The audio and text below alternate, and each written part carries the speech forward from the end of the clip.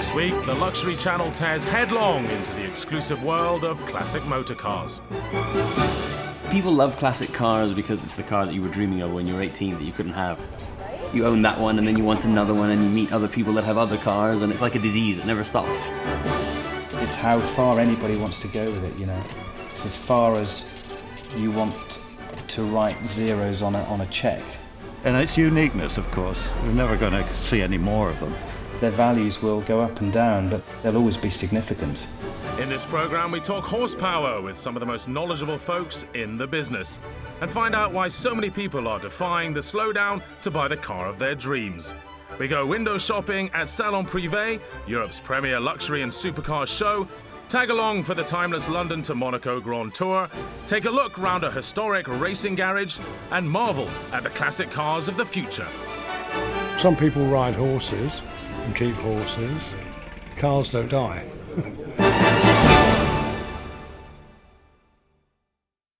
To spend anything up to £15 million on a car, you need to be a little out of the ordinary. But there's no way you'd feel more at home than at the 2009 British Historic Motorsport Show, Race Retro. Get your official show lights!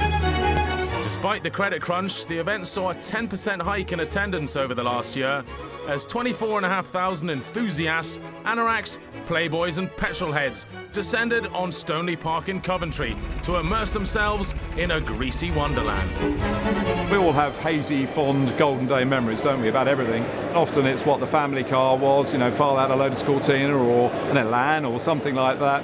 What I find anyway, is that most of my favourite cars were in my favourite films as a boy, and subconsciously they stay with you, and then you realise that after you've bought some of them. And if it was a new flash car, that's a different thing, that's fine.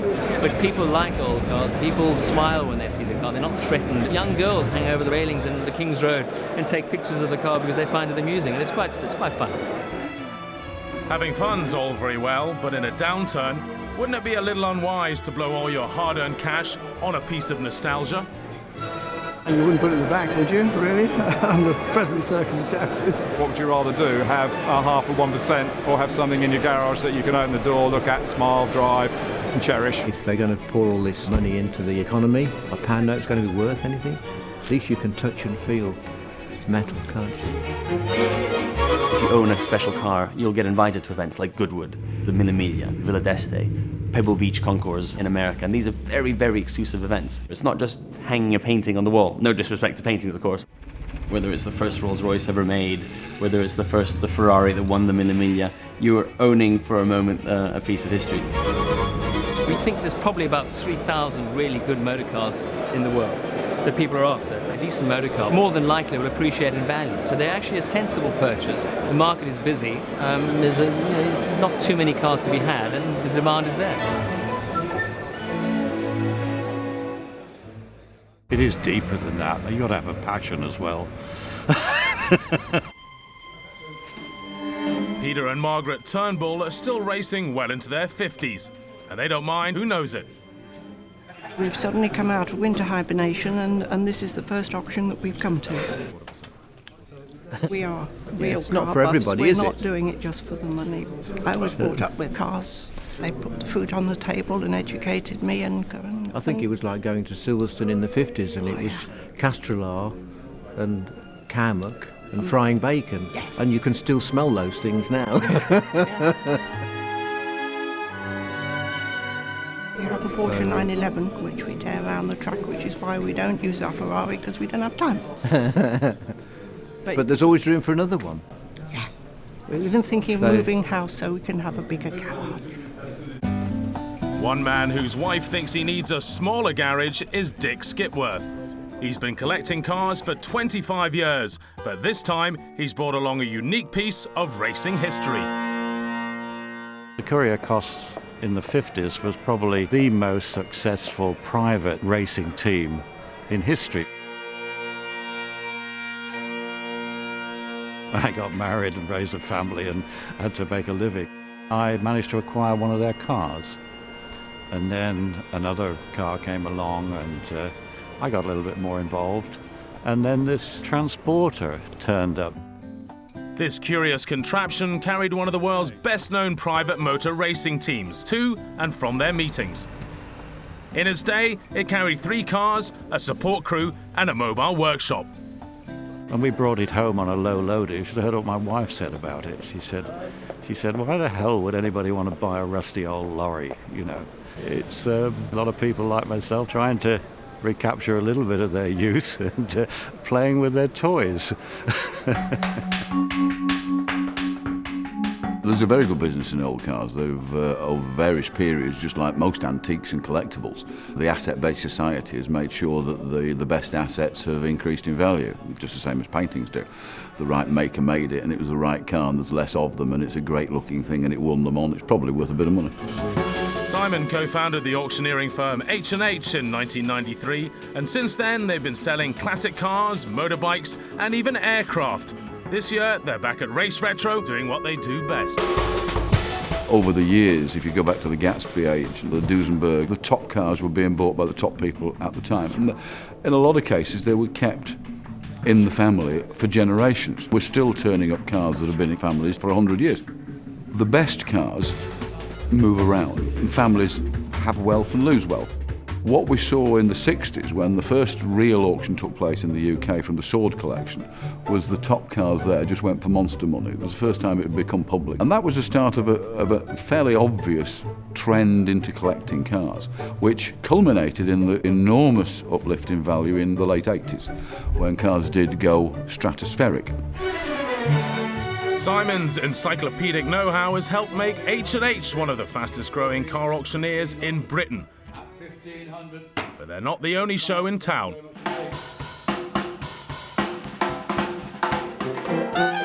Last autumn, RM, in association with Sotheby's, held their inaugural London sale, the largest event of its kind ever to be held in the UK. An exciting auction witnessed an incredible 85 cars going under the hammer, including a 1937 Mercedes-Benz 540k Special Roadster from the Bernie Eccleston collection, which, at $3.967 million, became one of the most expensive Mercedes-Benz road-going cars ever sold at auction. RM Auctions started in 1977. We are now the biggest classic car auctioneers in the world. What these people are doing, it seems, is they're turning it into a more social event, and I think it's working. It's much more fun. Unfortunately for the buyer, it drives up the price of the cars because everybody's more excited about things. Classic car values vary from £10,000 at the very bottom end, but it goes up to millions and millions of pounds. The most expensive car ever sold at auction was a California Spider, which we sold for £6 million. This year, we'll be offering a 250 Testarossa, one of the most desirable Ferraris in the world, and we're expecting to achieve estimate in dollars of $12 to $14 million on that car. Sometimes you get cars that'll go just absolutely through the roof, totally unexpected, because there's two people that just have to have that car. You have things that you think will walk away, and you have things that you think might be a tad difficult to sell. But of course, that's what makes the auction so exciting, is we don't know. Simon wasn't disappointed either, as H&H clocked up close on £1 million at the show, including a 1954 Bristol and a 77 Ferrari Dino. Sadly though, no one was quite loopy enough for the one-off gold leaf-covered Aston Martin DB7. But it wasn't all frowns and grimaces for Aston Martin. Richard Jackson is the chairman of the Aston Martin Owners Club, and they're here at Race Retro to celebrate the 50th anniversary of Aston's win at the World Sports Car Championship in 1959. Well, the Aston Martin Owners Club is just plain good fun. People aspire to own an Aston Martin. You know, I did, and many people do, even now.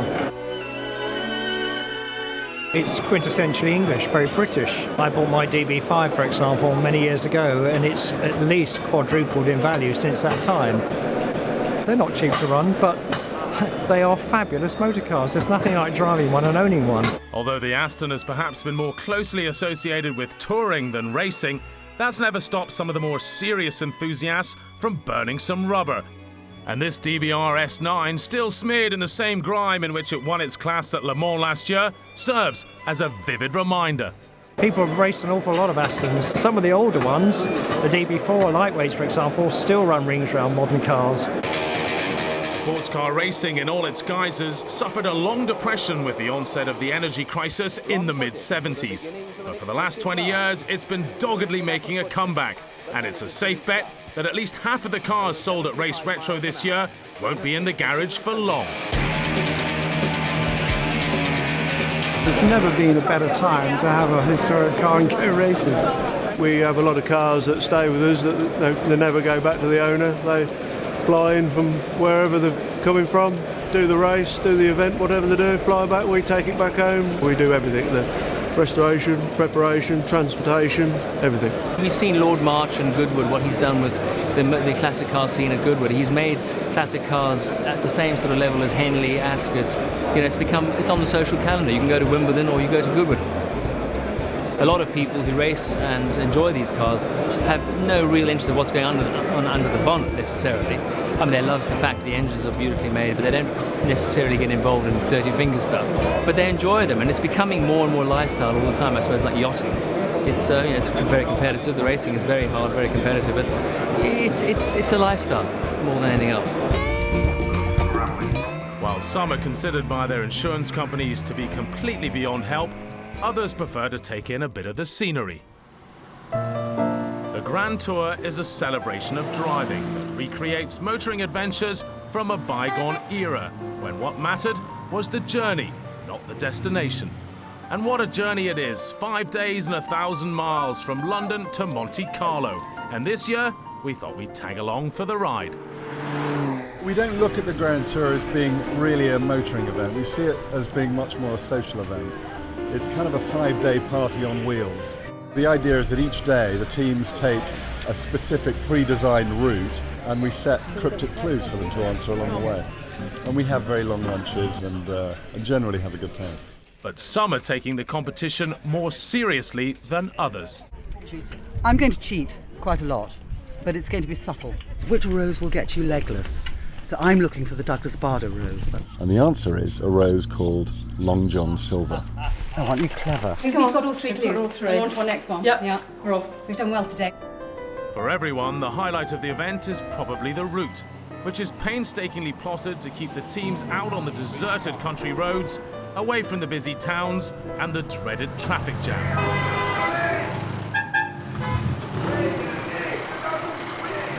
Every year there's somebody new. You know, a couple of new people hear about it. It's totally word of mouth. You know, you hear about this event, you say, that sounds exciting, I'd love to do it. But actually, it's only when you do it that you understand how unique it is. I mean, for somebody to want to do this year after year after year, it's saying a lot about the event.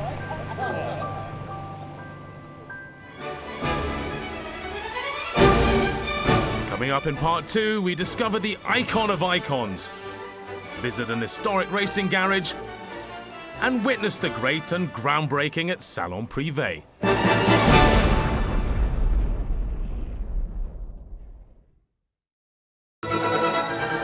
So far, we've been to one of the UK's hottest motor shows and discovered how the weird and the wonderful are riding out the credit crunch in style.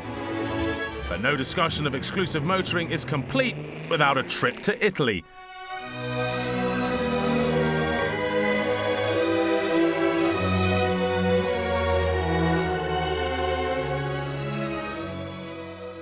But then again, would you expect to find the great icon of Italian motoring in rural Berkshire? Mark Lyon is the director of GTO Engineering, a small garage outside Reading, which specialises in restoring classic Ferraris. We've been doing this since I left school, which is a very long time ago now it seems. Started off with an apprenticeship with a Ferrari company and been doing Ferraris almost exclusively ever since. The Ferrari is, I believe, the most iconic automotive brand. People love Ferraris because of the heritage and the racing history, and of course the cars themselves are tremendous pieces of art. The way they're put together, the engineering, you look under the bonnet of a Ferrari, it's a very beautiful thing, and of course they're rare. But once you've blown your life savings and suddenly your pride and joy breaks down, towing it along to your local mechanic probably isn't the best idea. It's very important that the right people look after the cars. You have to bear in mind there's very little technical information out there. There's no books, there's no manuals. You're working on past on knowledge and what you found out for yourself and what you've been taught by someone who's been working alongside you. So that's the best way to learn how to work on these cars. While some prefer to focus on one specialised area, others are more prepared for a bit of a challenge. And one such man is to be found deep in the Cotswold Hills at the Windsor Price Racing Garage. Mike Windsor Price Racing, race and restoration business. This is my life down here. One sort of living is a life. You know, I have a good life. And that's what I do it for. Old cars are just fun to be around. You get some good friends in the racing world. People do buy cars to invest. Some people buy cars to just enjoy them and invest a lot of money into the cars to enjoy them. Saving's boring. I mean, you know, who wants to put all their money in their bank account and wonder if the bank's going to be there tomorrow? Restoring classic sports cars is no easy task, and it's not exactly a cheap one either. But Michael and others like him are not above trying a trick or two to soften the blow. The earlier the car, I mean, some of the pre-war cars are very fragile and very expensive to keep running. What we try to do, we manufacture a lot of parts, but also you try and incorporate modern parts into it to make it cheaper. I mean, if you can use a modern piston instead of having them made, which costs thousands of pounds, you try and use modern parts as much as you can. This is a J2 Allard. From 1950, it's powered by a 331 Cadillac V8. Sidney Allard was one of these guys who took on Jaguar with no money from a garden shed basically, and he did it for the love of it. They weren't the prettiest car in the world, but they were very competitive. Fantastic little car. It's a Morgan three-wheeler from 1937. What's unusual about this car is it actually has three wheels, one at the back and two at the front. There's all different designs, people have tried different things just to try and get them quicker and quicker and quicker. I mean, it doesn't weigh anything at all. LG45 Lagonda, we have a very good friend in Belgium who's going to repair the engine for us. So that went off on Monday to be repaired. It takes the best part of 2 days to take the engine out because you have to strip the whole thing out. But can't do anything about it, it's got to be done. That's the way it is.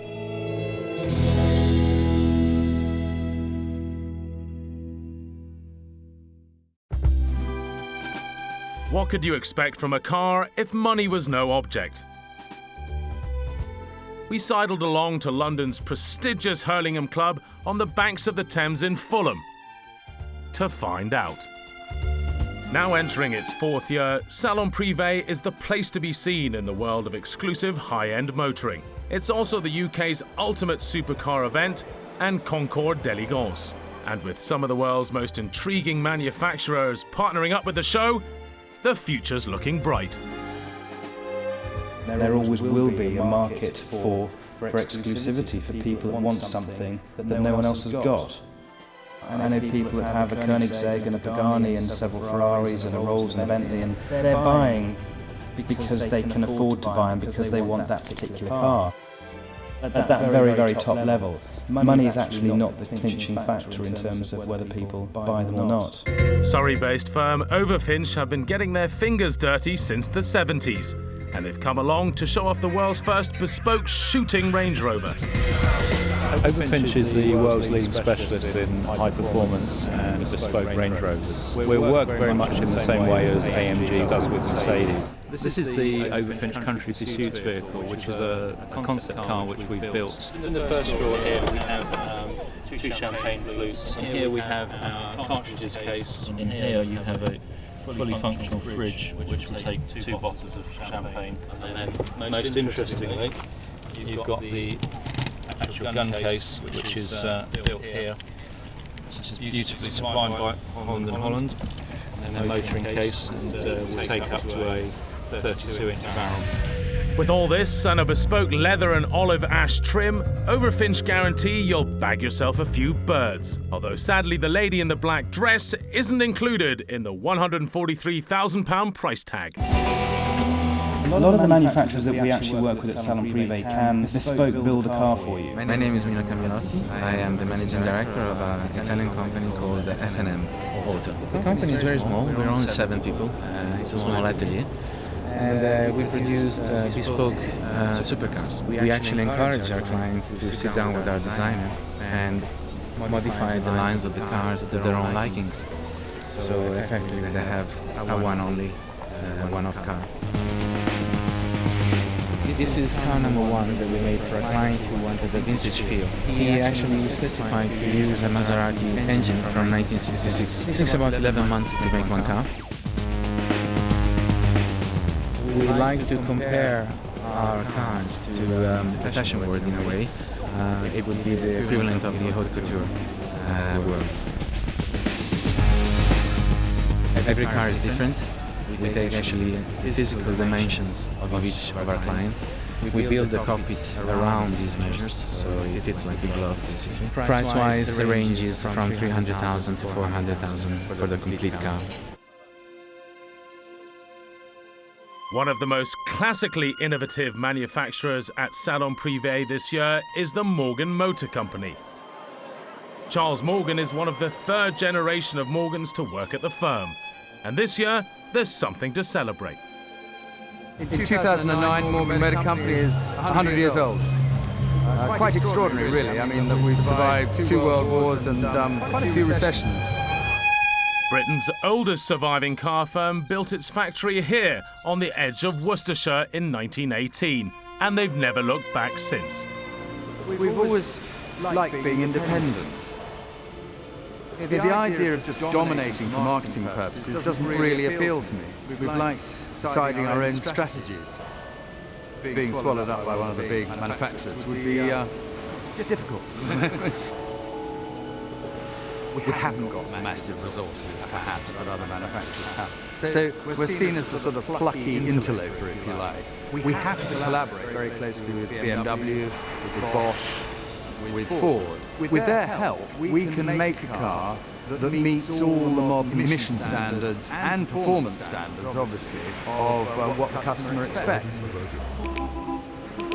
There is a special atmosphere here, and obviously we're a family business in the sense that the family owns shares, but we're also a family in the sense that the workforce look after each other. We encourage people to come and watch their Morgan being built. There are Morgan clubs in more or less every civilized country anyway. Japan has its Morgan club with 800 members.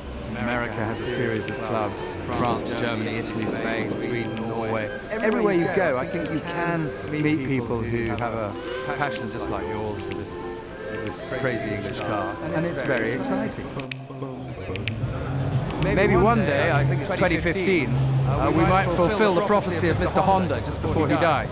He announced to everybody that there would be 5 motor manufacturers in the world, only 5, and then he paused and said, oh, and Morgan Motor Company. While historic brands like Morgan can bask in the sun of a century of motoring excellence, there are other groups at Salon Privé who, as yet, don't have the Morgan bragging rights.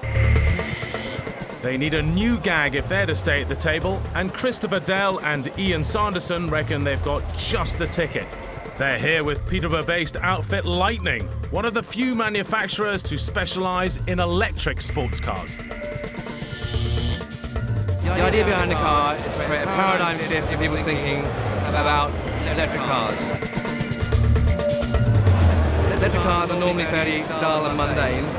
We want people to have the performance, luxury, style and speed they want from a supercar, but with 0 emissions.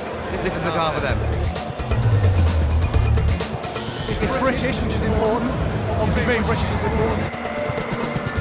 It's about capturing people's imagination. If you lead with the fact that it's green, then you're already starting on a particular footing. What we're talking about here is good design, good functionality, a good size car, so a usable car, and a performance intent that actually means that the motoring experience itself is actually very credible.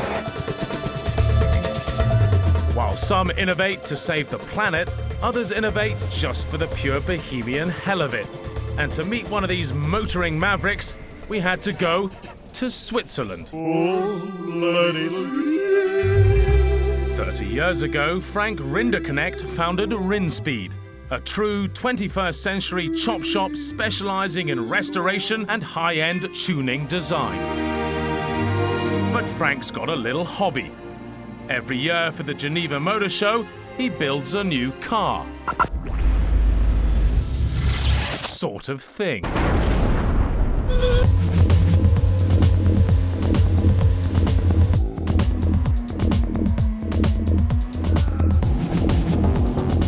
beginning, when I was 12 or 13, I started to customize my bicycle. Everybody was looking like, what in the hell is he doing?